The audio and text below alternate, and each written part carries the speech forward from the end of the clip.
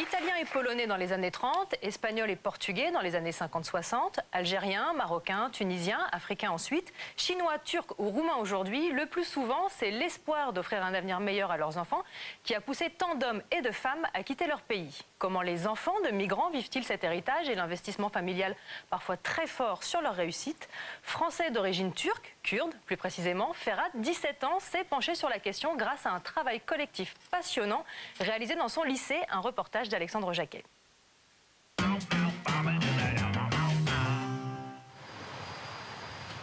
Avec sa classe, Ferhat a participé cette année à un projet multimédia nommé Vue migratoire. L'occasion pour ce lycéen de Bondy en Seine-Saint-Denis de se pencher sur la question de ses origines. Je me sens plus français. Je suis né ici, j'apprécie la France, je me suis habitué à cette culture-là. Donc je suis plus de la culture française, mais j'oublie pas ma culture kurde. En travaillant sur des histoires de migration, Ferhat et ses copains de classe ont pu s'interroger sur le parcours de leurs parents et grands-parents, venus en France il y a quelques années. Moi, après ce projet, j'ai plus posé de questions à mon père, en fait, parce que avant, je ne l'avais pas demandé. Avant, personnellement, je cherchais pas d'où je venais, l'histoire de l'Algérie. Ça m'a plus poussé à aller demander comment mon grand-père est arrivé en France, pourquoi est-ce qu'il est arrivé. Le mot d'ordre que j'ai retenu de tout ça, c'est j'ai beaucoup de chance. D'être né ici, d'avoir un bon français, d'aller à l'école et poursuivre les études, avoir un bon avenir. C'est ma mère qui a bâti tout ce qu'on a aujourd'hui jusqu'à maintenant. Franchement, je peux dire un modèle, c'est une héroïne, je sais pas, mais voilà quoi. Une femme toute seule arrivée en France, puis divorce, s'occupe de ses 3 enfants, et je sais pas, je l'applaudis. En réalisant un film sur son cousin, un jeune immigré kurde récemment arrivé en France, Ferhat a appris des choses sur sa propre histoire. Car le parcours de son cousin, c'est un peu aussi celui de ses parents. J'ai pas l'impression qu'il y en ait beaucoup ici qui se vivent en termes d'origine ou comme enfants ou petits-enfants d'immigrés. C'est vrai ou Des fois, c'est vrai qu'avec la famille et tout, à la maison, c'est pas le même regard que quand on vient à l'extérieur, quoi. Enfin, c'est pas... on n'a pas forcément les mêmes attitudes et tout. On se positionne pas forcément de la même façon. Bien sûr, avec ma mère, on n'a pas la même vision des choses. Elle préfère que je passe plus de temps avec les cousins, la famille, qu'aller sortir avec des amis dehors. Et moi, je lui dis toujours qu'en gros, on n'a pas les mêmes délires. Le fait que je sois fils d'immigré, que mes parents soient étrangers et qui m'ont aidé jusqu'aujourd'hui à être où j'en suis, ça me donne encore plus envie de réussir dans la vie. Et pour Ferhat, l'exemple de réussite dans la famille reste sa cousine Berivan, devenue avocate. Quand on a une double culture, je dirais, on doit peut-être prendre un peu des deux. Un peu de notre culture pour ne pas être extériorisé au sein de notre famille, au sein de notre entourage, et aussi prendre les valeurs occidentales, les valeurs françaises pour ne pas être exclu dans le cadre scolaire, dans le cadre professionnel et dans les autres milieux qu'on fréquente ici en France. Nos parents, pour leur part, moi je pense qu'ils n'ont pas trop évolué. On n'a pas eu peut-être l'évolution escomptée. Nous, enfants d'immigrés, il faut qu'on puisse saisir cette occasion, il faut qu'on puisse étudier et décrocher des diplômes pour pouvoir permettre aux générations futures d'avoir une meilleure intégration. La seule chose que je voudrais, c'est espérer entrer à Sciences Po. Franchement, ça serait mon rêve. Ferhat, bonjour. Bonjour.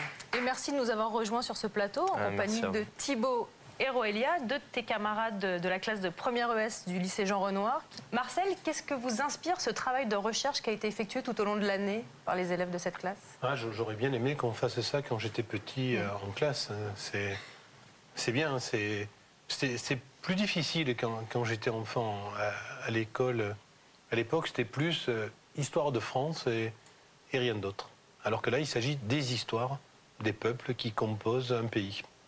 Alors Ferhat, toi tu as 17 ans, tu vis à Bondy en Seine-Saint-Denis avec ta maman, séparée de ton papa, et avec ton frère qui a 15 ans et ta sœur qui a 12 ans. Oui.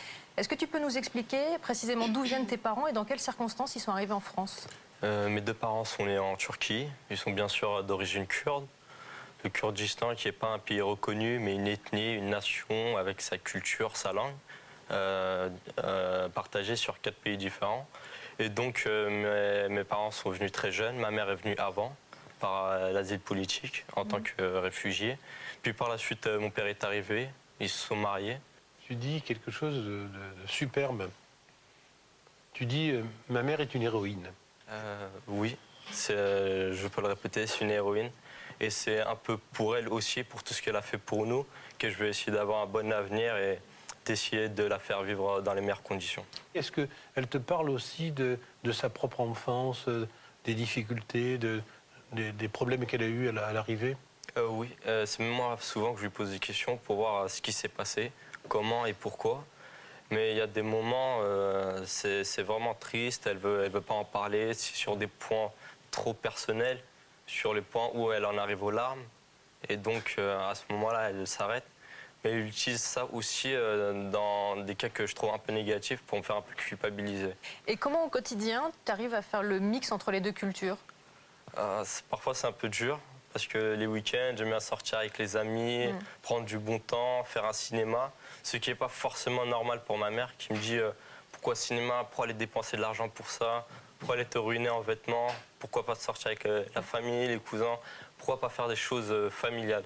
Attends, fais-nous rentrer chez toi. Oui. Quel est le bon plat qu'elle fait ta maman? D'abord, il y en a plusieurs. L'un de mes préférés, par exemple, c'est tout ce qui est légumes grillés. Lequel de légumes? De tout, courgettes. Mais celui que tu préfères? Courgettes. Et tu en manges plus que les autres? Ah oui, je suis un Et donc gros la deuxième question, c'est quand est-ce qu'on vient manger chez toi? Vous me laissez votre numéro de téléphone? Mais on verra ça Et moi, tu t'en fous. C'est normal. J'ai bien compris, j'ai bien compris. Et tu parles quelle langue avec ta maman à la maison? Le kurde et le français. Ouais. Les deux, vous arrivez à mixer Ah oui, parfois je commence ma phrase en français et je la termine en kurde. Quand tu étais petit, elle te parlait kurde? Oui. C'est pour ça que tu as bien appris? Ah oui, j'ai de la chance. Je suis né ici, je parle le kurde, je le comprends et je parle plus ou moins le turc aussi. Donc c'est une chance. On m'a demandé peut-être à votre enseignant de mieux préciser cette jolie... Qui est donc Monsieur Destel, qui est le professeur d'économie de la classe. Oui. On lui a demandé parce que quand on écoute ça, on a envie d'être dans cette classe. Ces projets-là sont des projets qu'on mène sur l'année avec les élèves, des travaux de recherche. On essaye fondamentalement de les ouvrir au monde et au monde extérieur. Ils ont fait des travaux de recherche, ils sont évalués au bac sur ces travaux de recherche. Vous avez le résultat de ce site Vue migratoire. Et fin du fin, on a réussi à organiser sur cette même thématique qui était le rapport aux origines, un voyage au Sénégal. À quoi ça sert? À quoi ça sert tout ça? À quoi ça sert? Ça sert à tout.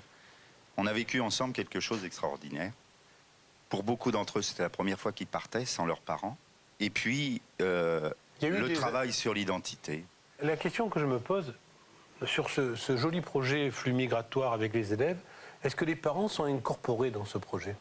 Alors, on les associe au maximum au travers du blog du voyage, au travers des réunions qu'on organise avec eux, au travers d'une réunion finale qu'on va organiser pour leur présenter toutes les photos, le film du voyage. Est-ce que ça les gêne? Je ne pense pas que ça les gêne. C'est-à-dire que c'est les élèves qui seraient mieux à même de pouvoir en parler. Je pense qu'ils sont fiers. Alors Roélia, toi tu as 18 ans, tes deux parents sont originaires du Congo, un pays dans lequel tu n'es jamais allé jusqu'ici. Est-ce que comme Ferhat, tu sens aussi, tu sens que tu as une double culture qui est très présente dans ta vie quotidienne? Bah oui, bien sûr. Quand on va à l'école ou quand on est à la maison, c'est pas du tout le même environnement. À la maison, on nous rappelle toujours d'où on vient. À l'école, je peux dire, on peut un peu plus souffler, quoi. Donc je suis française d'origine congolaise, je dis toujours ça, parce que je peux pas j'arrive pas à choisir un camp, on va dire. Je suis les deux. Et les deux, en fait, ça forme un tout. Et ça forme moi. Les deux forment un tout. ton quotidien, par exemple, je sais pas, dans ton rapport avec ta maman, qu'est-ce qui est très différent dans la manière de percevoir les choses? Bah, Parce qu'en préparant l'émission, tu nous as expliqué quelque chose de très particulier concernant la crise d'adolescence. Ah Ce qu'en oui. disait ta maman. par rapport à l'adolescence, en fait, notre culture, la culture de ma mère, plutôt, je dirais, on ne considère pas vraiment qu'il y ait une crise d'adolescence. On ne considère pas qu'il y ait une transition entre le moment là où, la petite enfance et le moment là où on est adulte. Ça dépend vraiment des cultures. Par exemple, les Comoriens. Les Comoriens à Marseille, tu sais, Marseille, c'est la capitale des Comores. Il y a plus de Comoriens à Marseille qu'aux Comores. Et ils disent qu'à l'adolescence, il y a une crise à tel point qu'ils font partir les adolescents de la maison, ils font une cabane et ils font plein de bêtises en dehors de leurs parents. Est-ce que c'est pas une sorte de fierté de dire nos traditions sont plus fortes? Je ne sais pas si c'est synonyme de fierté, mais c'est dire que nous aussi, on a des valeurs, nous aussi, on a quelque chose qu'on veut préserver, quoi. Alors Marcel, la quête d'identité, c'est quand même le propre de l'adolescence. Avoir des origines étrangères ou différentes de celles de ses copains de classe, est-ce que c'est un plus ou une difficulté supplémentaire? Je crois que c'est les deux. Je crois que c'est les deux parce que il y a bien sûr tout ce qu'on entend de très dynamique, l'héroïne, la force de la tradition. Et puis c'est une fragilité aussi parce que c'est pas aussi simple que ça de ne pas être dans une conformité, dans un pays qui par certains aspects, mais parfois en difficulté, les origines étrangères. Alors toi Thibaut, tu es d'origine bretonne. Voilà, tout à fait. Et alors comment est-ce que tu as vécu ce travail de partage d'histoire familiale, d'histoire de migrants? Est-ce que tu t'es senti concerné? Oui, bien évidemment. Il y a un enrichissement qui s'observe chaque jour où on rencontre différentes cultures, on apprend des choses sur le monde. Enfin, en tant que Ferhat qui aime beaucoup ses origines kurdes, en tant que plein d'élèves qui ont ce besoin de revendication. J'ai vu ça comme un partage et comme un enrichissement personnel. Ce qui est intéressant, c'est que tu es presque singulier quoi, dans cet environnement. Bah ouais, moi je suis étranger par rapport à... Voilà, tu es étranger, voilà, j'ai compris. Par rapport à tous... Alors d'où tu viens? On va chercher tes origines, parce que tu vois, on va vraiment chercher cet étranger breton. Mes parents sont venus de Rennes jusqu'à Paris, après leurs études.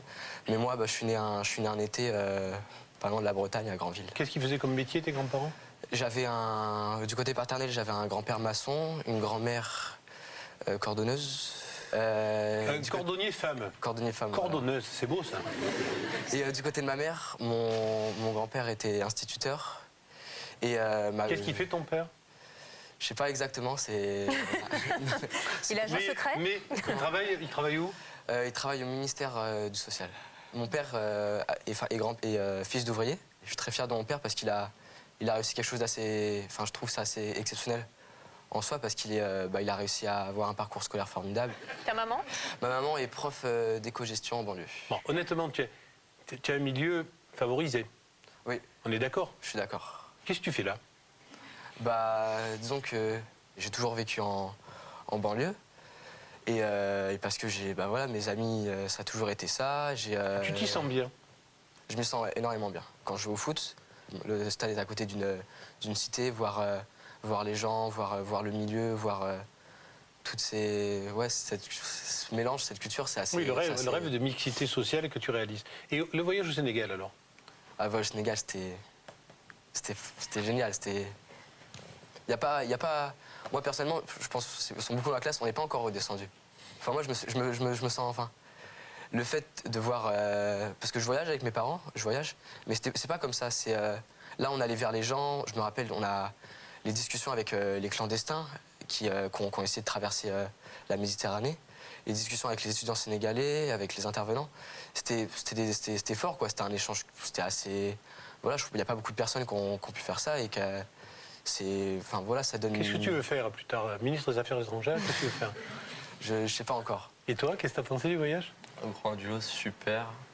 C'était des liens très forts. Avec M. Destel, j'espère que l'année prochaine, on aura droit à un voyage de 5-6 jours, comme il a dit, de bénévolat. Tu sais que tu dis quelque chose d'assez important là par rapport à votre génération. Voilà un progrès que vous avez fait énorme par rapport à la mienne. Lorsqu'on pose la question de l'humanitaire, comment aider les pays émergents, aux adolescents, aux gens de votre âge, 41% des filles disent « je veux faire de l'humanitaire ». On a l'habitude avec les filles, elles font toujours ça. Mais écoute la réponse, 40% des garçons, ce qui est fabuleux.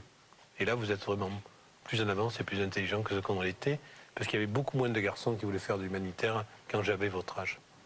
Alors à tous les trois, est-ce que vous sentez une pression particulière de la part de vos parents concernant vos études? Roélia, tu nous as expliqué en préparant l'émission que ta maman avait commencé ses études sur le tard pour devenir infirmière. Est-ce que ça met une pression particulière? Je ne veux pas dire le mot pression, je dirais un fort engouement autour de nos études.